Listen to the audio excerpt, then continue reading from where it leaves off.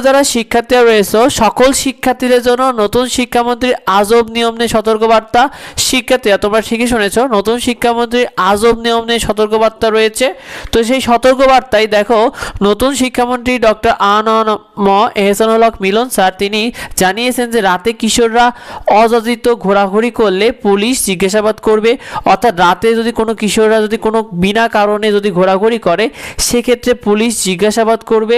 শিক্ষার্থীরা বাংলাদেশের আইন অনুযায়ী 12 থেকে 18 বছর বয়সী আর জাতিসংঘের আইন অনুযায়ী 10 থেকে 19 বছর বয়সীদেরই মূলত কিশোর বা কিশোরী বলা হয়।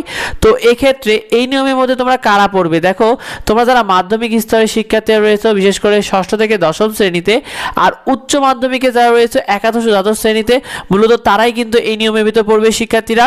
তো মূলত তার এই নিয়মটি কেন, তিনি মূলত শহর বা গ্রামে যে কিশোর গ্যাং রয়েছে এটাকে প্রতিরোধ করার জন্য, অভিভাবকদেরকে সচেতন করতে, মাদকাসক্ত হওয়া থেকে প্রতিরোধ করতে এবং ইউথ টিচিং বা সন্ত্রাস থেকে প্রতিরোধ করতেই মূলত আসলে এরকম নিয়মের বিষয়টা। শিক্ষার্থীরা তোমাদেরকে জানিয়ে দিই, এক্ষেত্রে পুলিশ সন্দেহজনক মনে করলে কিন্তু জিজ্ঞাসা করতে পারে কেন ঘুরতেছে, কোথায় গিয়েছিল বা কেন গিয়েছিল, এইগুলো জিজ্ঞেস করতে পারে, এই পদক্ষেপগুলো নিতে পারে। তবে শিক্ষার্থীরা শিক্ষামন্ত্রী কিন্তু এটা জানিয়েছেন যে এটা তার নির্বাচিত, তিনি যে এলাকা থেকে নির্বাচিত হয়েছেন সেই এলাকার জন্য। শিক্ষামন্ত্রীর কোনো চূড়ান্ত ঘোষণা হয়নি এটা নিয়ে, তবে অনেকে মনে করছে এটা চূড়ান্ত ঘোষণা। তবে তিনি এটা সতর্ক বার্তা দিয়েছেন শিক্ষার্থীরা যে তিনি যেহেতু নির্বাচিত হয়েছে তার এলাকাতে তিনি এটাকে কার্যকর করেছেন, তবে এটা চাইলে কিন্তু তোমাদেরও কার্যকর করতে পারে শিক্ষার্থীরা। এটা এক প্রকার সতর্ক বার্তা তিনি দিলেন।